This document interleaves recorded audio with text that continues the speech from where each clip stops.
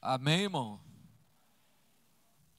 Segundo aos Coríntios, capítulo 4, versículo 16 ao 18. Segunda carta, capítulo 4, versículo 16 ao 18.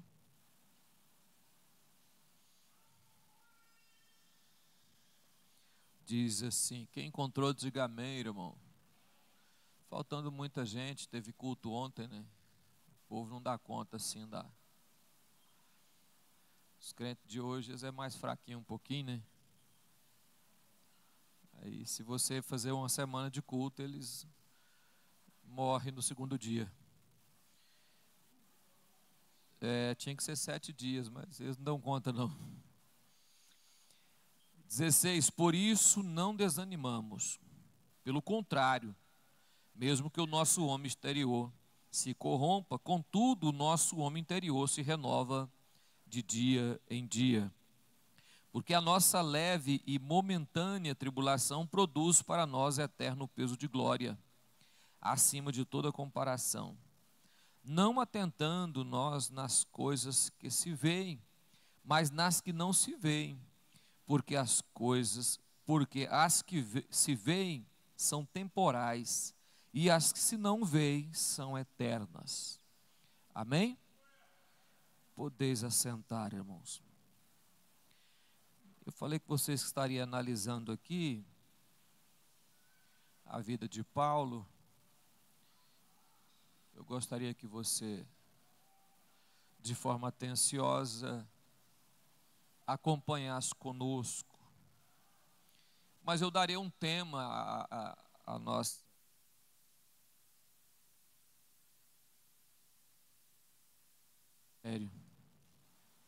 Amém? Amém, irmão? É bem verdade que muitas pessoas chegam na igreja, ou já estão na igreja há algum tempo, e têm muita vontade de ser obreiro ou de ocupar algum cargo na igreja. As pessoas olham de fora, observam o ministério de fora, ou não conhecem, né? E eles entendem e vê só o glamour, né? Só a beleza. Então, quando as pessoas veem pastor, missionário ou pessoas que ocupam algum cargo na igreja, as pessoas olham só, vê só um lado da moeda, não vê o outro. E nós estamos vivendo uma época, irmão, que as pessoas, o santo ministério, tem sido alvo de uma cobiça muito grande, de um maior número de pessoas possíveis, não interessado no ministério, mas na posição que ele se coloca. A pessoa vê um pastor, vê um missionário sentando nos melhores lugares, né? Chega numa festa, tem destaque, a pessoa cita o nome dele, né? Ganha presentes, recebe, muitas vezes chega num local, a pessoa já chama ele para sentar na mesa. Quem olha tudo isso de fora, olha o ministério por esse lado. E tem outras pessoas olhando o ministério como uma fonte de renda, ou seja, se eu ocupar assim, eu for um evangelista ou um presbítero, o meu negócio que eu tenho vai dar para mim divulgar na igreja e tal, e através disto criar chamado nicho gospel, né? Gospel. Quantos cantores e até pregadores estão se voltando para o evangelho, esperando uma boa e grande recompensa? A priori, quem olha por fora do ministério, ele enxerga assim uma beleza espetacular, irmão. É algo maravilhoso. Quem olha um lado da moeda, mas talvez nunca observou o outro lado. Por quê? Porque o verdadeiro obreiro, o verdadeiro homem de Deus, ele não fala o outro lado. Ele deixa as pessoas verem só essa parte bonita, essa parte desejável, né? O apóstolo Paulo escreve: quem almeja o episcopado, ou em outra tradução diz: quem deseja o episcopado, excelente obra deseja. Mas ele não está falando na visão de excelente de hoje. Ele está falando na visão de excelente daquela época. Porque é real que quem tem o santo ministério, recebe de Deus um ministério, é a melhor coisa do mundo. É uma pedra preciosa que a gente não quer jamais dispor dela. Aí, por mais que ela por fora seja bruta e esteja sem beleza alguma, mas a gente quer guardá-la a qualquer custo, né? Quem é verdadeiramente chamado por Deus, você vai ver no final desta mensagem, o que eu estou dizendo, tem de Deus uma escolha, é chamado pelo Senhor, para Ele não tem outra função e outra coisa melhor do que o ministério. Então hoje eu quero falar sobre o lucro deste santo ministério, que também tem um lucro, irmão, né? Ele tem um lucro e eu quero que você entenda esse lucro. Até o final da mensagem você vai entender isso. Amém, irmão? E nós vamos estar assim, passeando um pouco pela vida de Paulo. Abra a sua Bíblia em Atos 9, verso 15. O ministério é algo desejável. Atos 9, verso 15. Que a Bíblia diz assim: disse, porém, o Senhor: vai, porque és para mim vaso. Vamos lá? Vaso. Meu nome diante dos gentios e dos reis e dos filhos de Israel. Tem algo melhor do que isso, irmão? Deus se comunica com o profeta Ananias e diz para ele: olha, vai lá orar com Saulo, porque ele é para mim uma pessoa escolhida. Nossa, tem algo melhor do que isso? Tem alguma posição melhor do que essa? O próprio Deus fala: não, foi eu que escolhi. Você vê, Jeremias, por que você fala que é uma criança? Antes que você nascesse, eu te escolhi. Nossa, irmão, isso é algo extraordinário.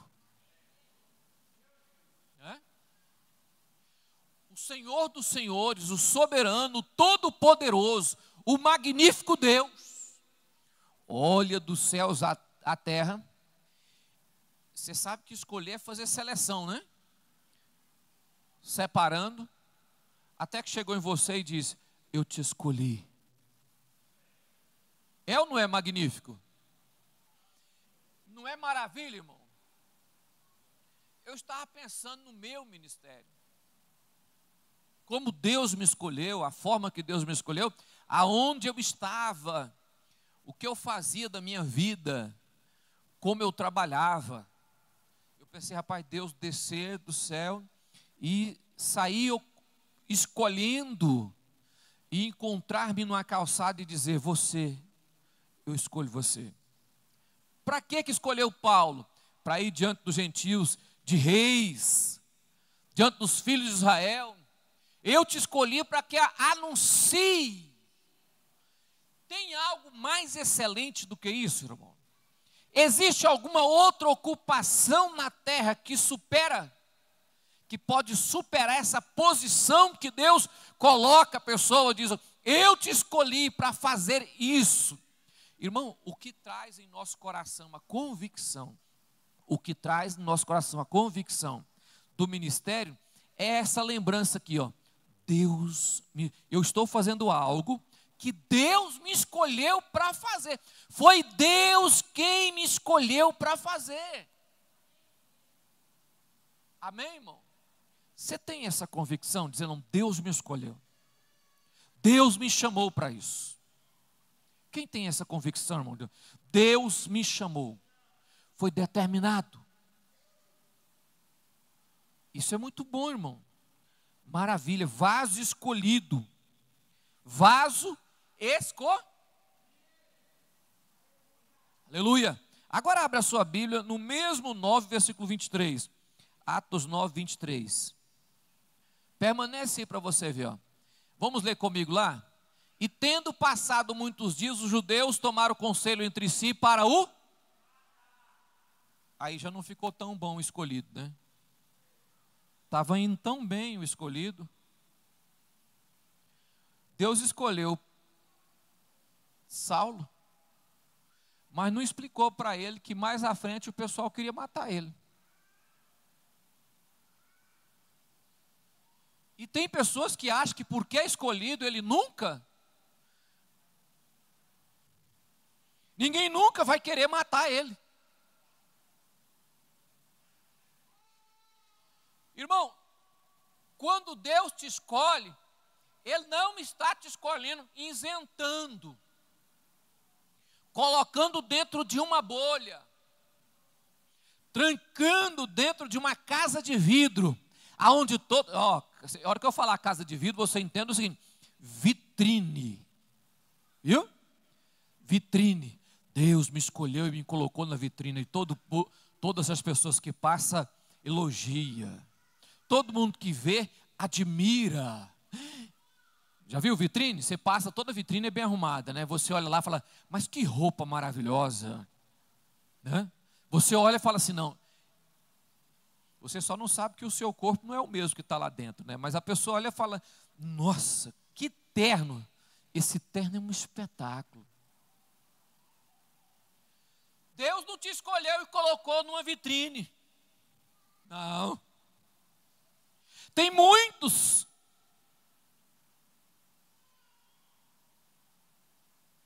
Eu estava num determinado lugar, não posso. Eu vou ter que falar onde, né? Para dar certo, eu tenho que falar onde. Eu estava em cima do púlpito na sede. Dois pregadores novos, jovens, que foi convidado.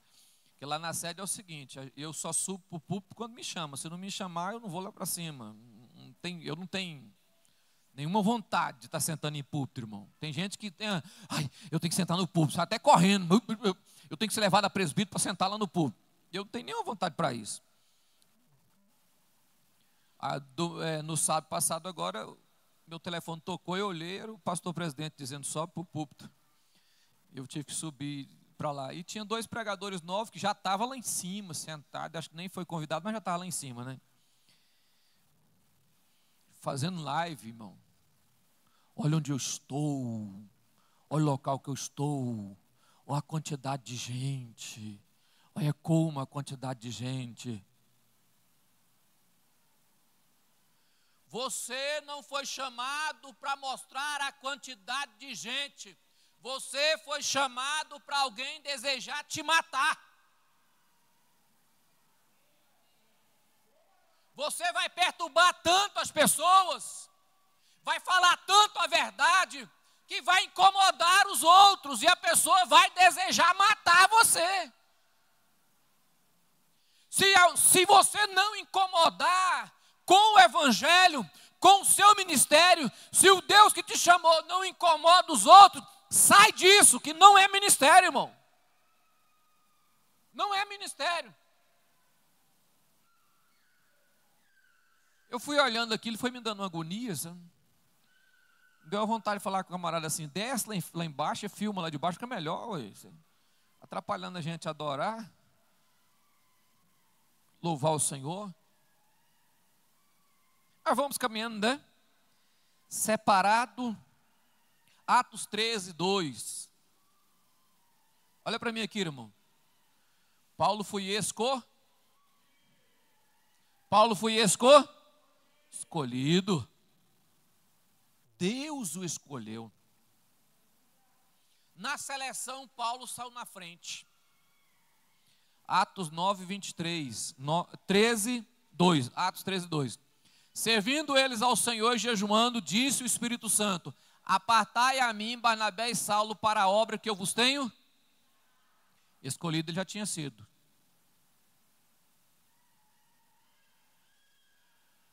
São muitos escolhidos e poucos Escolhido Paulo já tinha sido. Precisava agora fazer aquilo para o qual foi chamado. E quem separou ele? A primeira, Deus fala com Ananias: olha, vai lá porque é um vaso escolhido. A segunda vez, no chamado, o Espírito Santo diz: separa 2 aqui, porque esses são meus. Eu os tenho chamado para uma obra determinada. Adorado seja o nome de Jesus. Não importa a luta ou o problema, importa que Deus te chamou. Foi Deus quem chamou você. Hoje nós estamos vivendo uma época, sabe de quê, irmão? Caçar a igreja. Não, essa não serve para mim não.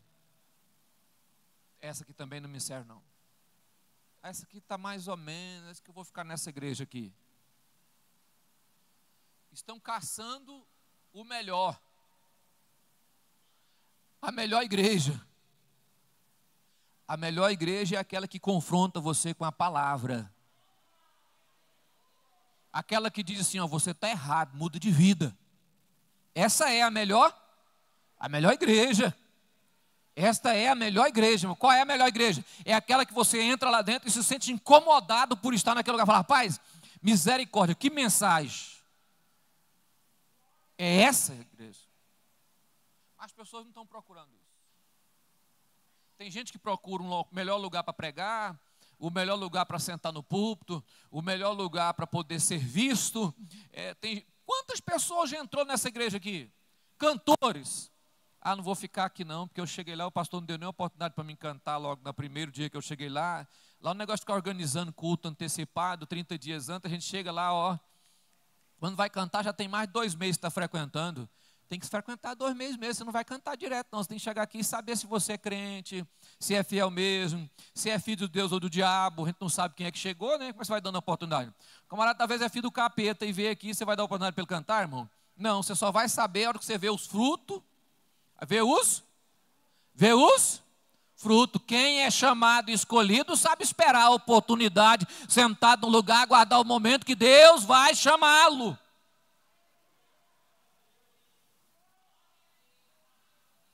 Amém, irmão? Davi foi lá e matou o gigante. E o rei escolheu ele? Não. Voltou para as ovelhas. Ele era um menino. Tinha que esperar o momento. Mas Davi depois foi chamado para o exército. Deus colocou ele no trono? Não. Vai aguardar o tempo. Foi para o deserto, foi para o lodo, foi para o brejo. Ficou lá mais de 15 anos. Aí Deus falou assim, agora vai para o trono. Mas tem pessoas que não sabem esperar o tempo que Deus vai chamar. Agora eu vou explicar para você porque eu estou falando isso. Deus escolheu Saulo. Ele foi direto para a obra missionária? Não. Ele ainda ficou muitos anos estudando e aprendendo com os apóstolos. Até o dia que Barnabé vai lá e chama ele para ir para Antioquia. E ele fica na Antioquia até o momento que Deus escolhe ele e chama ele agora para a obra a qual ele havia sido escolhido. Não é da forma que as pessoas pensam não, irmão. Chega hoje e hoje já está sentado no trono. Não, a obra não é por aí. Isso não é ministério. Isso aí é festa, é posição. E aqui não tem posição, tem função. Vamos à frente? Aprender mais um pouquinho aqui? Abre a Bíblia em Atos capítulo 14, Atos 14, 19. Atos 14, 19.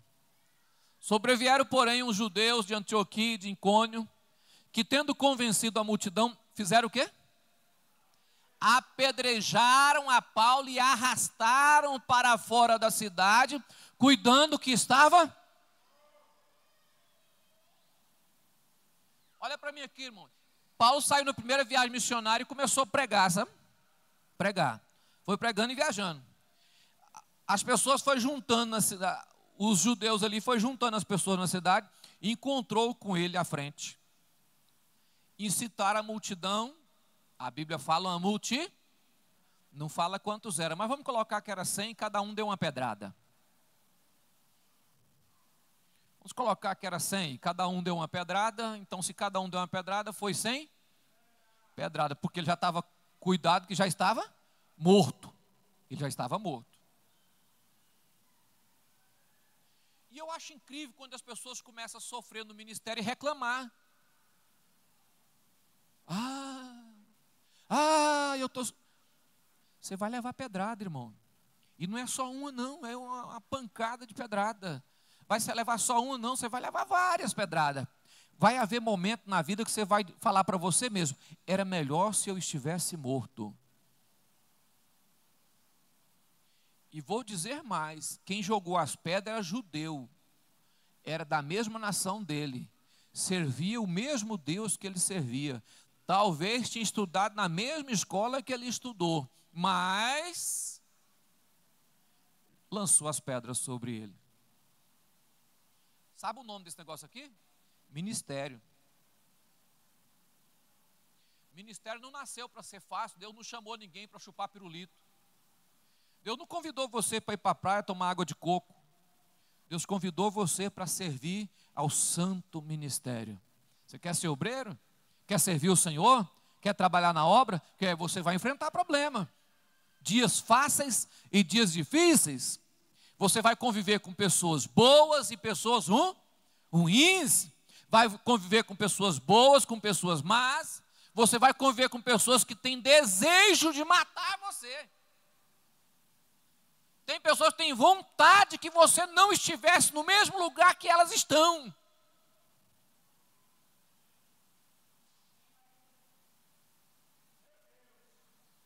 O nome disso é ministério, irmão.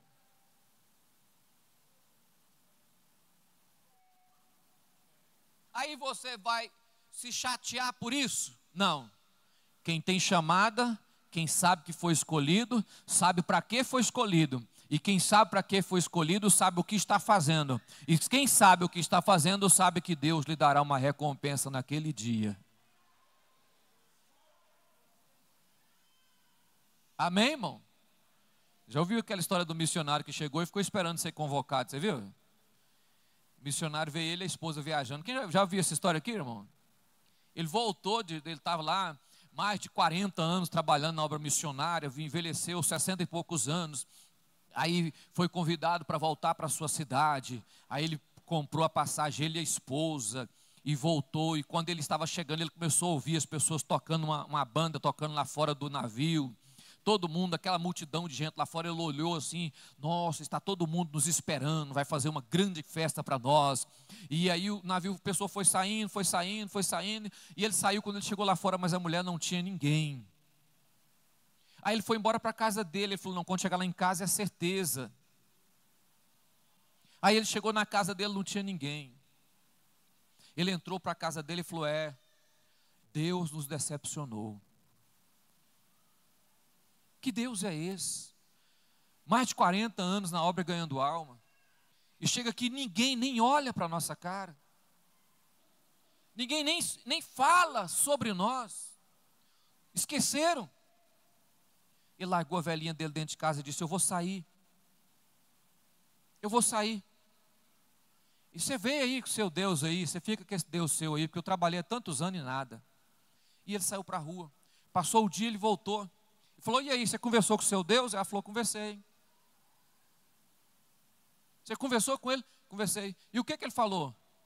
Que nós ainda não chegamos em casa. Nós ainda não chegamos em casa. Então a festa.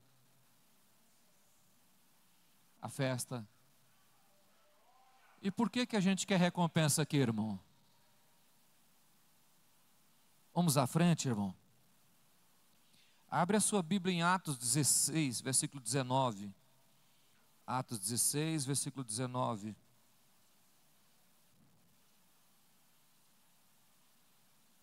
E vamos ler até o versículo 24, irmão.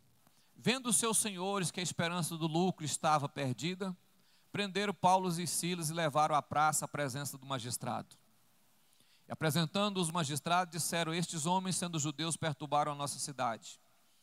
E nos expõe a costumes que não é lícito receber nem praticar, visto que somos romanos. E a multidão se levantou unida contra eles, e os magistrados rasgaram-lhe as vestes, mandaram açoitá-los com vara, e havendo-lhes dado muitos açoites, lançaram na prisão, mandando o carcereiro que o guardasse com segurança. E quando, tendo recebido tal ordem, os lançou no cárcere interior, ele segurou a mão e os pés nos troncos. Isso era Paulo. Paulo e Silas estavam pregando. E os romanos, os magistrados, pegaram eles e mandaram prender. Mas só prender? Não, mandou bater primeiro. A Bíblia não fala quanto, mas diz que muitas varadas. Então bateram neles com vara. E depois os colocaram no cárcere. Prendeu a mão e os pés. Quem é esse homem? Paulo e Silas. Agora eu pergunto para você, você já passou por isso, irmão? Não, e por que você desiste tão fácil do ministério? Tem gente que entrega, se joga na lona, como se fosse o final da vida. O último, Senhor, eu estou dando o último suspiro. Eu não aguento mais essa questão de ministério. Você ainda não provou nada do que deve ser provado, irmão. Porque a cada segundo que você vence uma batalha, que você passa por cima, não são palavras que se fala de amor, são gestos que se prova que ama. Palavras são evasivas e vazias, mas gestos são exatamente aquilo que realmente prova que ama. São muitos os que diz que ama a Deus e ama o ministério. São poucos que permanecem até o último dia. Por que falo assim, irmão? Eu já estou há 32 anos, vai fazer 32 anos no ministério. E em 32 anos eu já vi muitos parar na estrada, homens que deixaram de ser pastor, homens que voltaram para o seu serviço, que era dirigente de igreja, que era pregadores excelentes. Mas por causa de problemas com pessoas, lutas, guerras com pessoas, abandonaram o ministério, foram para o seu serviço, foi cuidar da sua vida. O ministério tem o seu lucro. Então, o que é o ministério? Segundo os Coríntios capítulo 11, versículo 23. Então, o que é o ministério, irmão?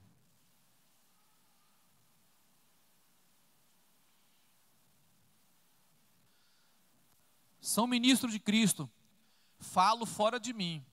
Eu ainda mais em trabalhos, muito mais em açoites, mais do que eles em prisões, muito mais em perigo de morte. Muitas vezes, segue meu filho, recebi dos judeus 5 quarentenas de açoite menos uma. 3 vezes fui açoitado com vara, uma vez fui apedrejado, 3 vezes sofri naufrágio, uma noite e um dia passei no abismo. As viagens muitas vezes em perigos de rios, perigos de salteadores, perigos dos da minha nação, em perigos dos gentios, em perigos na cidade, em perigos no deserto, em perigos no mar, em perigo entre os falsos. Eu falei para vocês no início, eu sei se é filho de Deus ou do diabo, então eu não sei, eu vou ter que conviver. A convivência determinará, porque existem muitos falsos crentes que vêm para a igreja só para perturbar a gente, irmão. Versículo 27. Em trabalhos, em fadiga, em vigílias, muitas vezes, em fome e sede, em jejum, muitas vezes, em frio e nudez. Versículo 28. Além das coisas exteriores, me oprimia cada dia o cuidado com todas as... Eu sofria com as pessoas, mas ainda pesava sobre os meus ombros a responsabilidade de cuidar das igrejas. Em sofrimento e angústia, mesmo assim, eu continuei cuidando daqueles que Deus me deu para ser cuidado. Isso é gesto de amor, irmão. Versículo 29. Quem enfraquece, que eu também não enfraqueça. Quem se escandaliza, que eu não me abrase. Estou pronto a defender aqueles que são meus. Estou pronto a defender aqueles que são de Cristo e que eu conquistei. Mesmo que eu continue sofrendo, mesmo assim eu estou disposto a me colocar em defesa das igrejas a qual eu passei. Sabe o que é isso, irmão? Ministério. Isso é ministério.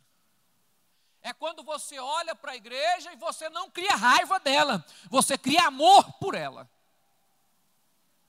É quando você não coloca o seu sofrimento acima de tudo, como se fosse o maior peso dentro da casa de Deus. E não é pesado, é prazeroso. É prazeroso. Tem tudo isso aqui? Tem. Tem todo o sofrimento? Tem. Tem pessoas que desistem muito rápido do ministério, irmão. Joga fora muito rápido por problemas.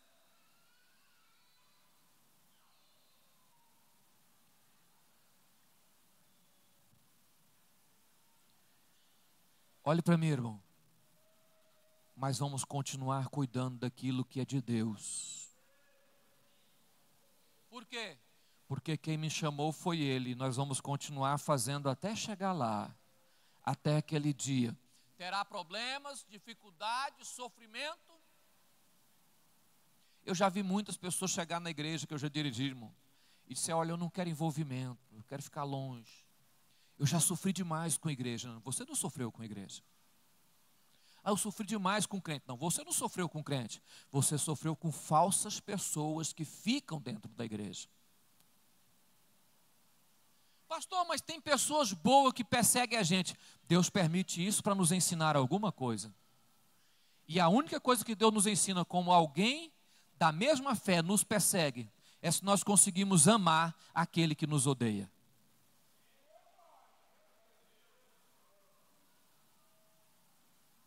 Alguém me perguntou, pastor, por que o senhor consagrou fulano? Ele não presta. Eu falei, mas eu tenho que fazer divisão entre o que eu amo e o que é ministério.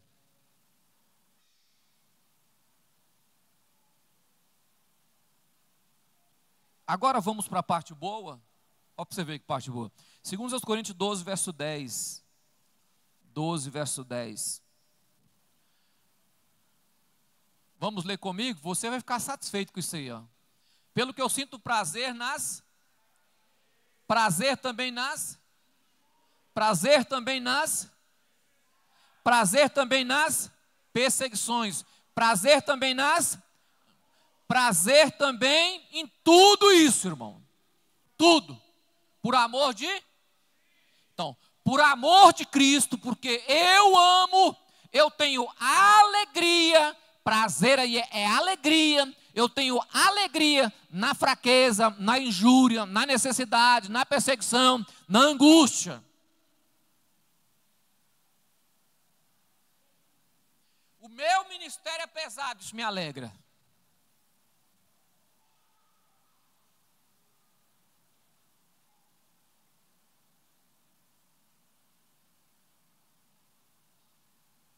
Pastor, o senhor nunca pensou em deixar o ministério? Já. Mas você sabe o que me mantém de pé? É porque eu não quero chegar diante do Senhor um dia e não apresentar o meu ministério. Porque um dia Ele olhou em mim e disse, eu acredito em você, vou te dar isso. E eu não tenho coragem de chegar diante dele e dizer, o senhor me deu, mas eu não usei, está de volta. Então, ter prazer, mesmo que é sofrimento, até parece masoquismo, né? Não, por amor a Cristo. Ele disse tudo isso, disse por amor a Cristo. Porque eu sei que quando eu estou fraco, então eu sou.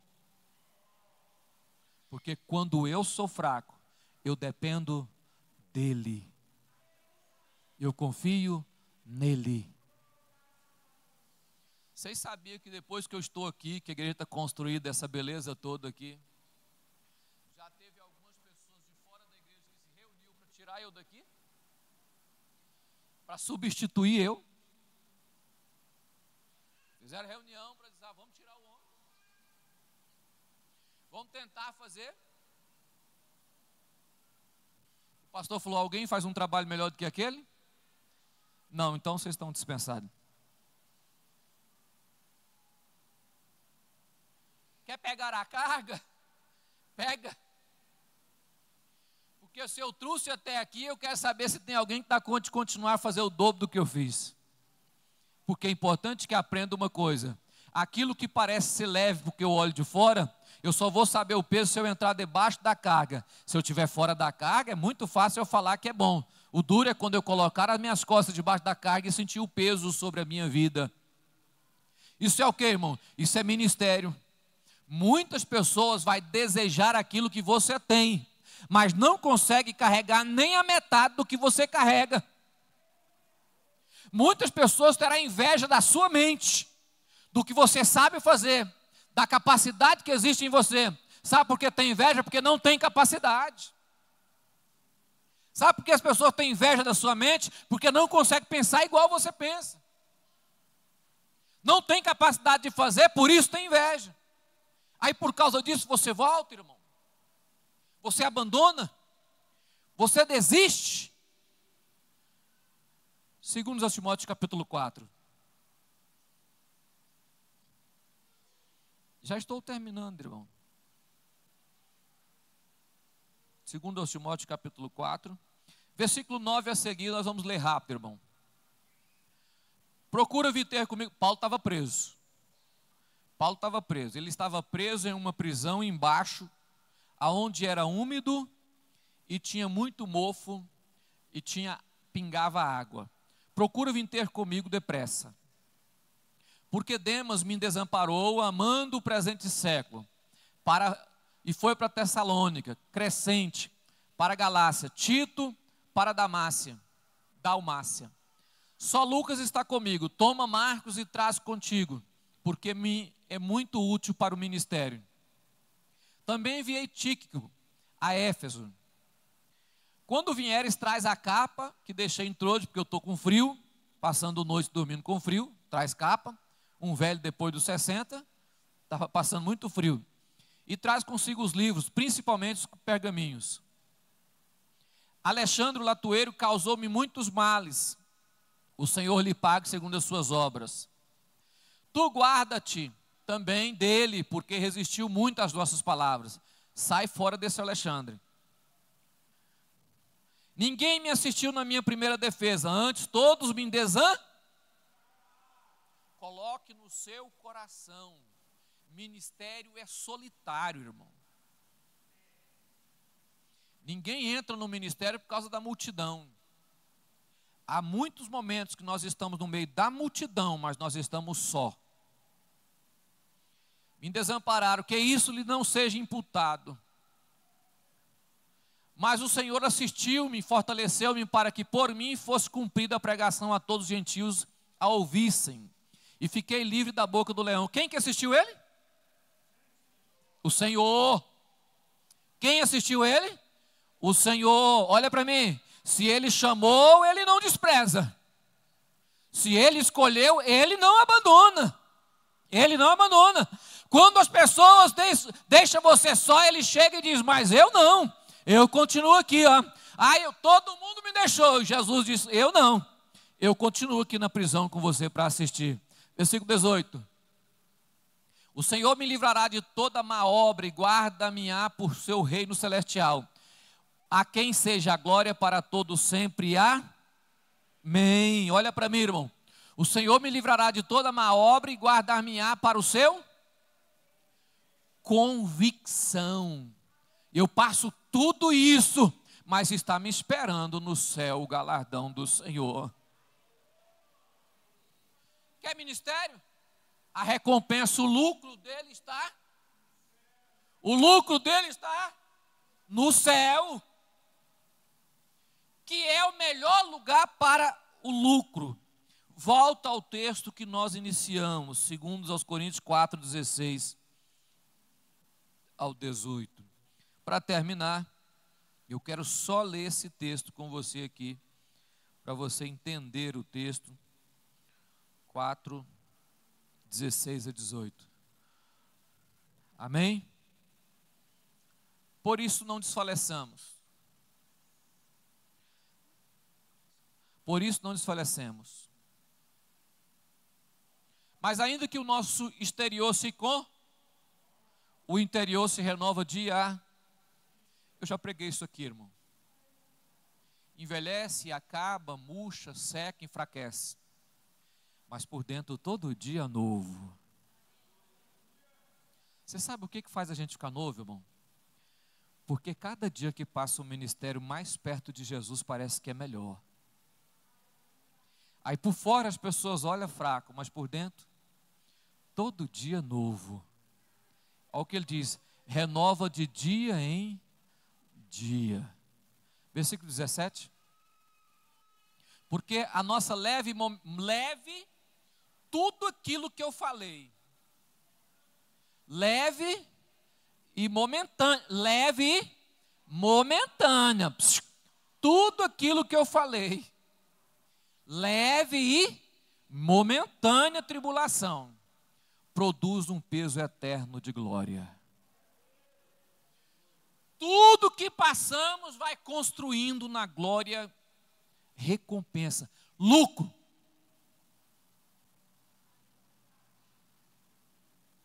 Versículo 18.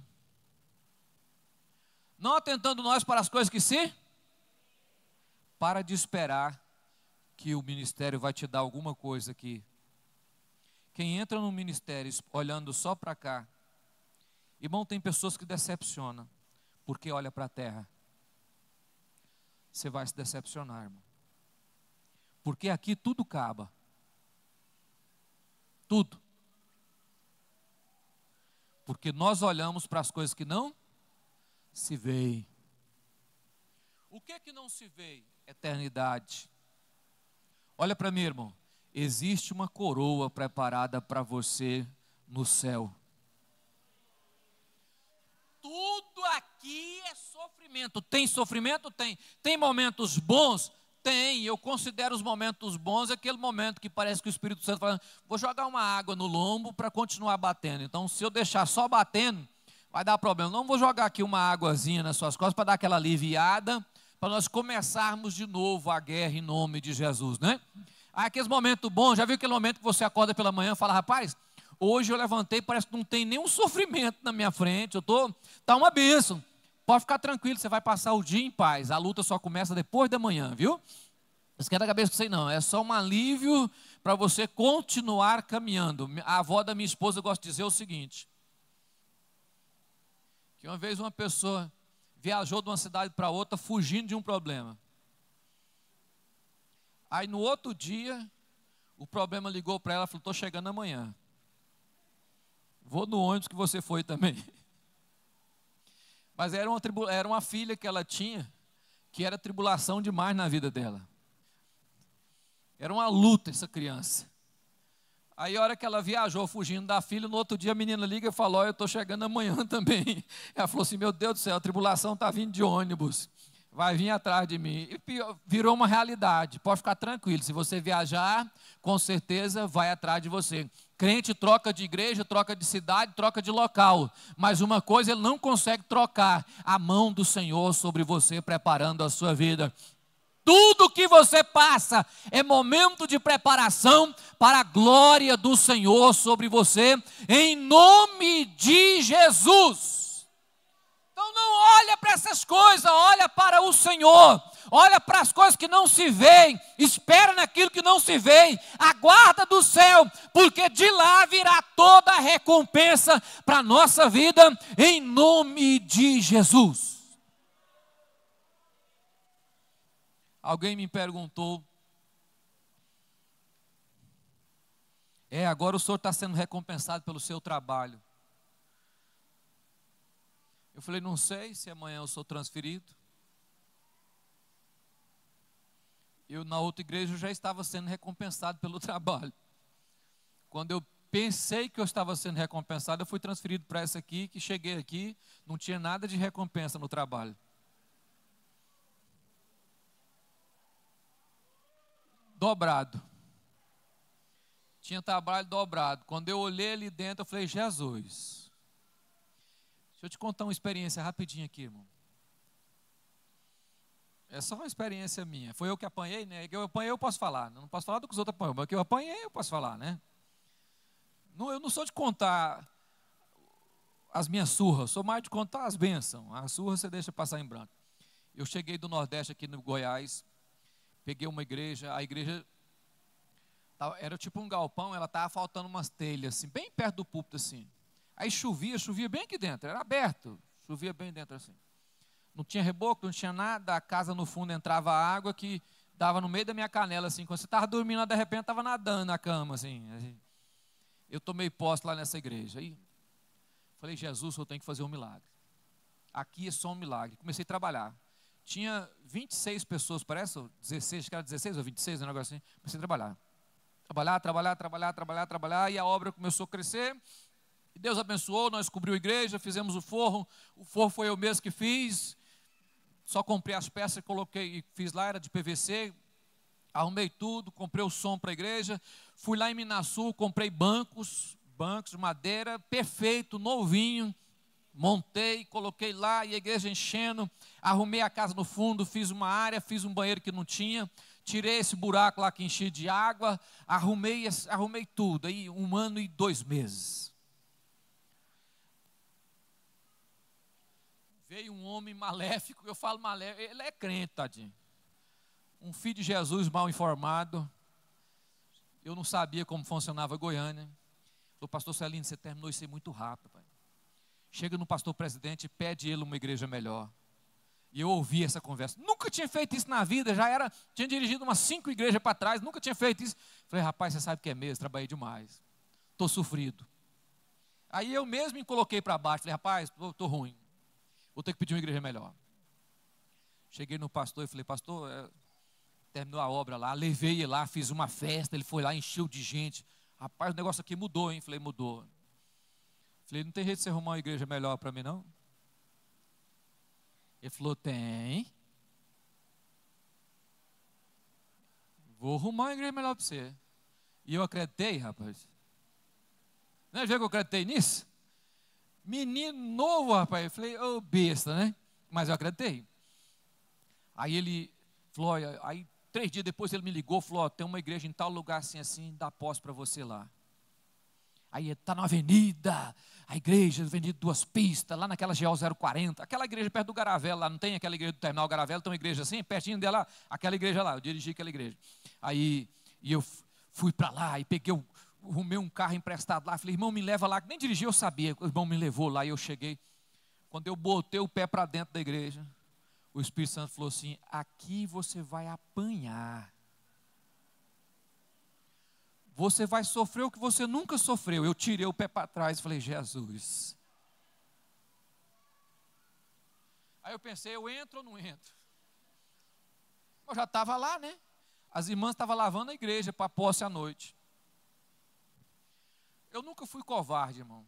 Na minha vida eu não sou covarde. Se o cara caçar confusão comigo, vai ter confusão. Se for para porrada, vai para porrada. Se é para dar tiro, vamos dar tiro. Não tem tempo ruim. Entrei na igreja. Olhei, tinha uma galeria. Falei, rapaz, a igreja é bonita. O Espírito Santo estava aqui dentro, dizendo assim, é aqui que eu vou, ó, no seu lombo, ó. Eu tomei posse. Irmão, mas eu sofri tanto, mas tanto. Cheguei lá, a igreja não pagava aluguel, fui morar na galeria da igreja. A galeria, ela é assim, inclinada, né? A cama ficava assim, ó. Você não dormia direito de noite. O Jackson dormiu lá também, ele está falando assim, mas ele estava lá também comigo. E aí eu fui construir a casa. Eu e ele que construiu a casa lá. Construí a casa lá no fundo. Nem ele sabia direito, nem eu direito sabia. E nós dois fez a casa. Terminamos a casa e concretamos tudo, cobrimos. Fizemos o piso não pagou para fazer, né? Foi um rapaz que fez lá para nós. O rapaz foi lá congregar na igreja e fez o piso para nós. Aí fez o piso. Mandei queimar o piso, que eu não tinha dinheiro para pôr cerâmica. Fez piso queimado. Mudei para lá e deu uma aliviada. Sofrendo, irmão, sofrendo. Para você ter noção do sofrimento, teve um obreiro que mandou eu tomar em cima do púlpito. Em cima do púlpito. Na hora de eu pregar, ele olhou para mim e falou, pastor, quer saber de uma coisa? Vai, ó.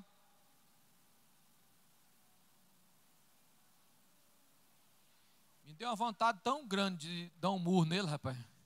Sério, irmão, eu olhei para ele assim e falei, irmão do céu. Mas eu estava crente ainda, preguei, continuei na igreja, peguei a igreja com 5 pessoas, a igreja, quando eu fui sair lá, tinha 66 pessoas. 1 ano e 6 meses. Não, 1 ano e 4 meses, era 16 meses eu fiquei lá. Pintei a igreja, reboquei por fora, pintei por dentro, organizamos, tinha uma banda excelente, nós tínhamos uma banda de música lá, nota 10, a igreja começou a crescer, e eu cheguei no pastor de novo, falei para ele assim, falei, pastor, se o senhor tiver uma igreja aí que não tem ninguém, é essa que eu quero. Falou, por quê? Porque eu não aguento mais ver pessoa, eu não aguento mais ver gente, sabe o que é gente? Gente não presta, esse povo não presta. Falei, você está vendo esse povo tudinho aqui? Tá, nenhum vale nada, está tudo aqui, ó. Saí revoltado, irmão. Aprendi uma coisa. Não se pede para sair de onde Jesus te colocou, irmão. Se Ele te colocou, espera o momento que Ele vai determinar para você sair. Aí no dia de eu sair de lá, Deus usou uma irmã. E realmente, Ele me colocou numa igreja que não tinha ninguém. Eu vim para Santa Luzia, cheguei ali, não tinha ninguém não, irmão. As cadeiras estavam empiadas lá no fundo, não tinha ninguém. Quando eu entrei na igreja, eu falei, graças a Deus, não tem ninguém. Olha, que maravilha, rapaz. Não tem ninguém, né? Vou dirigir o culto sozinho, só eu e minha família. Estou na benção. Jesus me colocou onde eu precisava. Só para terminar, irmão. No dia de eu sair de lá, Deus usou uma irmã e falou assim, meu servo, vou te abençoar. E as necessidades, eu não contei para você, não deu tempo. As necessidades que você passou aqui, lá naquele lugar, vai ser tudo suprida. Te darei pessoas que vai cuidar de você.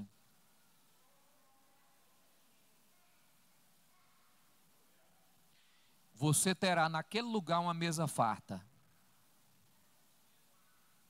E eu fui. Quando eu cheguei lá que não tinha ninguém, eu falei assim, como é que a mesa vai ficar farta agora, hein?